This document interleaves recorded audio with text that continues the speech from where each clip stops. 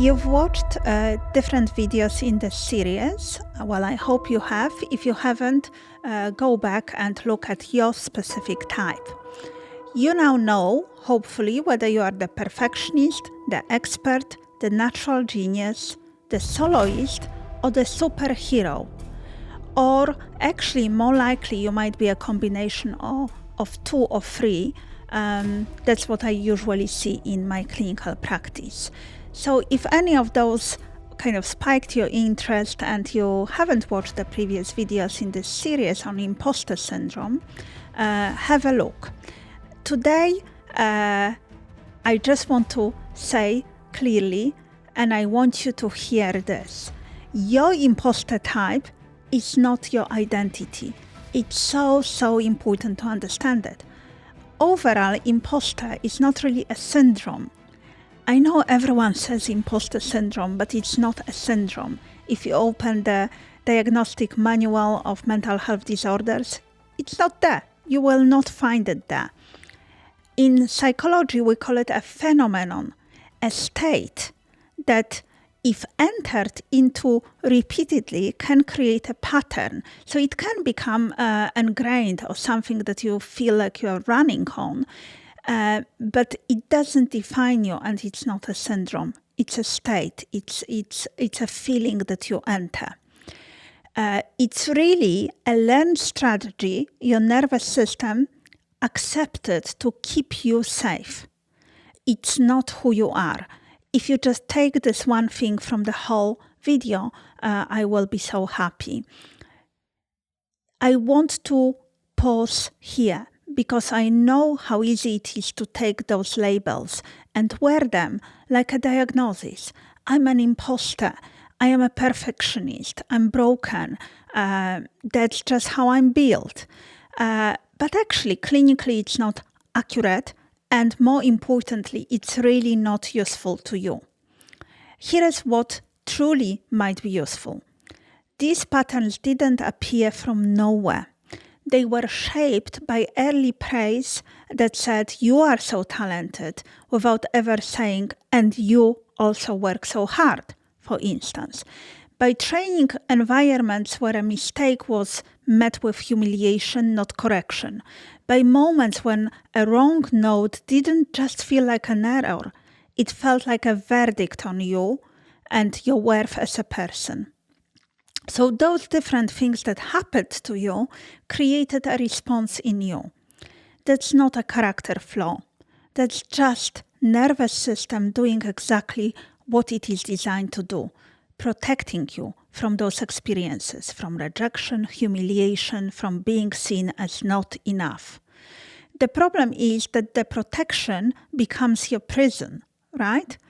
When you mistake a pattern for your personality, you close the door to change or for change. You say, this is who I am. And then you stop looking for the exit. And I really want you to look for the exit. The clinical truth is different. You have learned to do perfectionism. You've trained to do expert over preparation. You have learned to do soloist silenced. You have learned to do superhero or over functioning, but it's not who you are.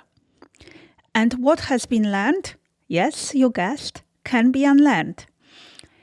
Not by, positive thinking or some other woo-woo, not by generic mindset advice that just say just believe in yourself, be positive. We can change things by targeted evidence-based intervention that actually works with your nervous system, not against it. In my clinical work and in the stage performer framework I developed, 3 principles consistently change imposter patterns. Principle 1, differentiate sensation from meaning. The tight chest, the shallow breath, the racing thoughts, those are psychological signals. They are not proof of your fraudulence. They are not evidence that you don't belong. They are your nervous system activating a threat response. That's all.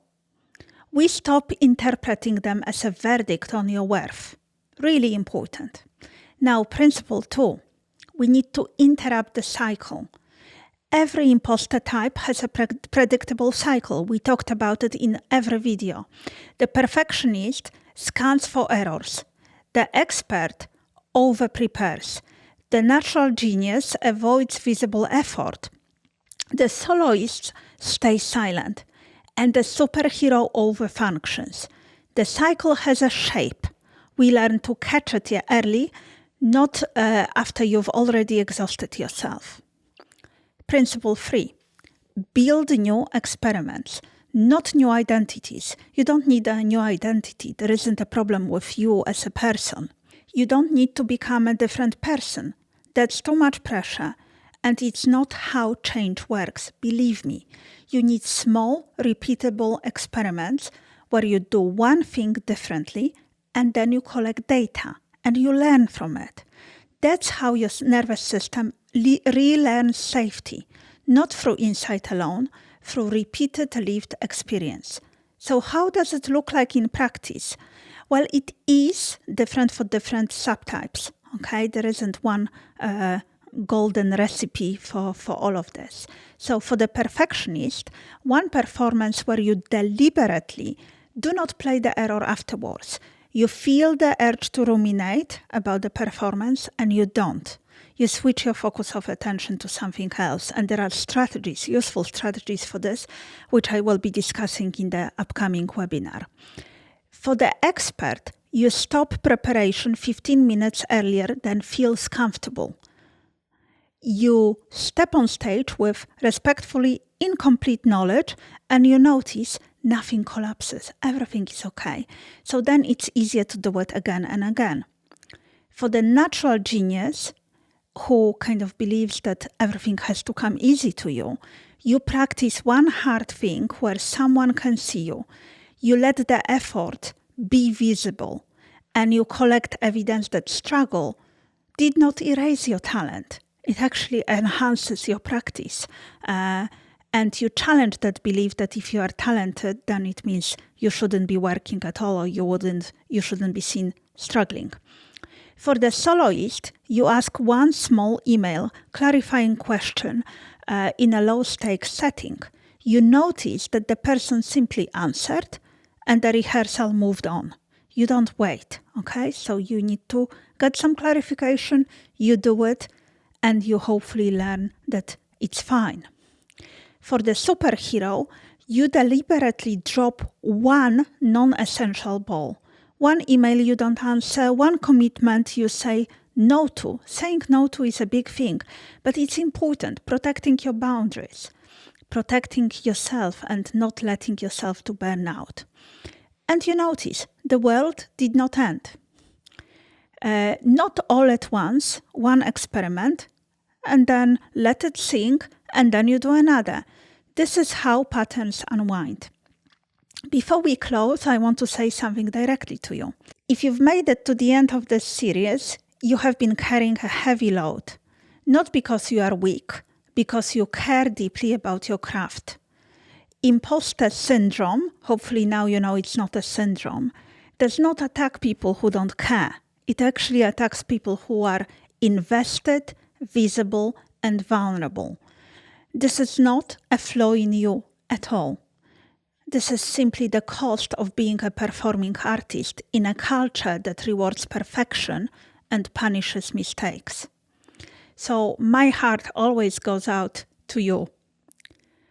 Here is what I want to leave you with. You do not need to eliminate imposter thoughts to be worthy of the stage. Those thoughts may never fully disappear. They probably won't, if I'm honest. And that is actually completely normal. What you need is to stop organizing your preparation, your practice, and your life around avoiding them. That's what this series has been for. Not to fix you, because you are not broken. To free you from a pattern that was never you to begin with. Really important to see this distinction. If you want to go deeper, as you probably know by now, I have 3 resources for you. I have the stage fright symptom profiler that maps your unique anxiety pattern in just 5 minutes. And then there is the FBI Reset Toolkit, which gives you also 10 seconds backstage intervention you can use when the spiral starts. Both are free and the links are in the description.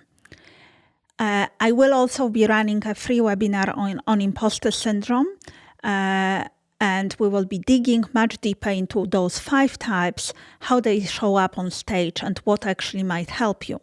I haven't set the date yet, but if you subscribe to my resources, you will receive notification. Thank you very much for watching this series. Thank you for staying with the discomfort of looking honestly at these patterns. That takes courage. Take care of your nervous system. It's the only instrument you never stop playing. I'll see you in the next videos. And if there is a specific topic you would like to cover, please let me know.